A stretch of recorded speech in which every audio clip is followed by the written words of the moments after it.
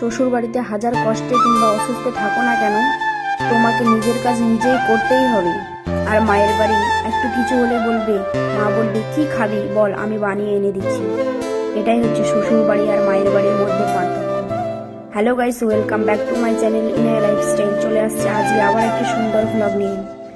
আজকে দুপুরবেলা একটু শরীরটা খারাপ করেছিল, তাই দুপুরবেলা কাজ সারতে পারিনি, তাই চলে আসছি সন্ধ্যাবেলা কাপড় গোছাতে।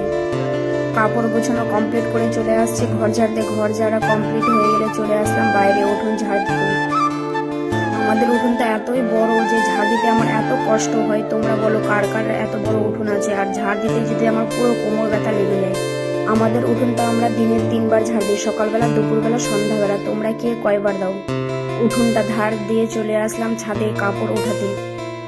আমাদের মাগরিবের আগে কাপড় উঠাতে হয়, এটা আমাদের রীতি। তোমাদের কার কার এই রীতি ফলো করো আমাকে অবশ্যই কমেন্ট করে জানাবে।